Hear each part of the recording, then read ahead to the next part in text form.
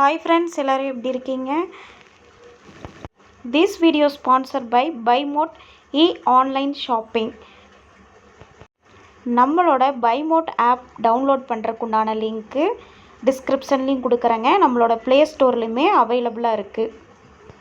நம்ம வீட்டுக்கு தேவையான க்ராசரி ஐட்டம் எல்லாமே நம்ம BuyModeல பர்ச்சேஸ் பண்ணிக்கலாங்க. அது மட்டும் இல்லைங்க, ஓரல் கேர், டூல் கேர் எல்லாமே இருக்குங்க. நீங்களும் ஆப்பை டவுன்லோட் பண்ணுங்கள், உங்களோட ஃப்ரெண்ட்ஸுக்கு சஜஷன் பண்ணுங்கள்.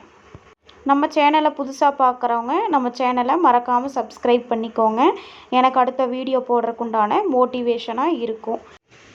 வாங்க வீடியோஸ்குள்ளே போகலாம். இன்றைக்கி நம்ம மரவள்ளி கிழங்குல பொரியல் எப்படி செய்கிறதுங்கிறத பற்றி தான் இந்த வீடியோவில் இன்றைக்கி நம்ம பார்க்க போகிறோம்.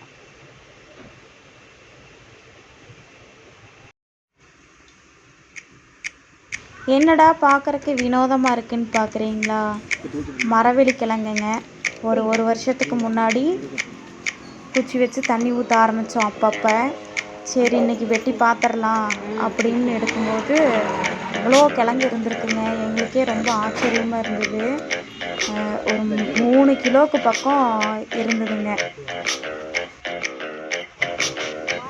மரவள்ளி கிழங்கு குச்சியை வெட்டி போட்ட உடனே இந்த கோழிகள்லாம் அதுக்கு அடியில் ஓடி போய் உட்காந்து கொத்த ஆரம்பிச்சிருச்சுங்க நிழலுக்கு.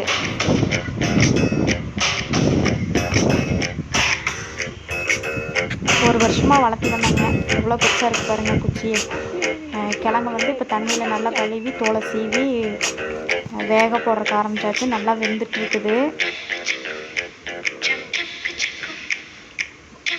கொரோனா டைமில் நாங்கள் வெளியே ஒரு அடுப்பு போட்டிருந்தாங்க. அதுதாங்க இந்த அடுப்பு.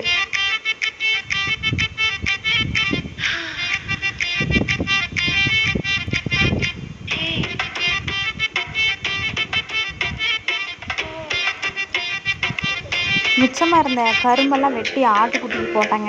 அது வாட்டுக்கு சாப்பிட்டு படுத்துருச்சுங்க. இது குட்டி ஆடு, அவ்வளோக்கா சாப்பிடல. எவ்வளோ நிழலில் ஜாலியாக காத்தோட்டமாக படுத்துருக்கு பாருங்கள் ஆட்டுக்குட்டியெல்லாம்.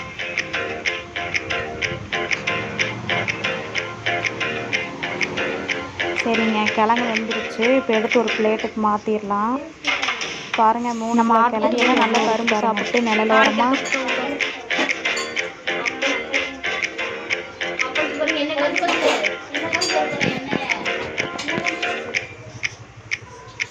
உடைச்சா நல்லா மாவு போல் இருக்குங்க. சூப்பராக இருக்குது பார்க்குறதுக்கு.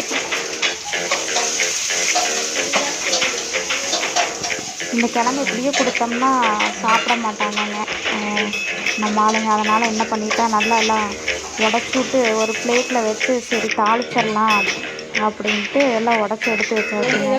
கையிலேயே புட்டு வச்சாச்சு.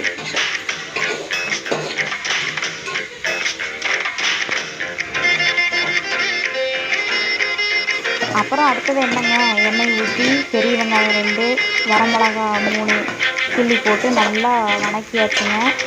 உப்பு வந்து அந்த வெங்காயத்துக்கு அளவாக மட்டும் போட்டோம்.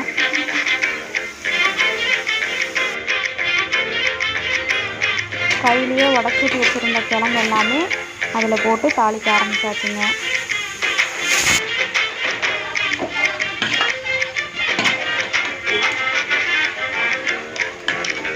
மஞ்சத்தூள் வெங்காயம் வணக்கும் போதே லைட்டாக போட்டதுனால வேறு எதுவுமே போடலைங்க.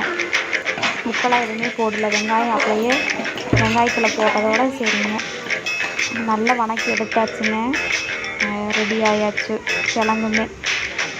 நம்ம வாழை மரத்துலேருந்து கொஞ்சம் இலையை வெட்டி ஒரு பிளேட்டில் கட் பண்ணி அழகாக சர்வ் பண்ண ஆரம்பித்தாச்சுங்க.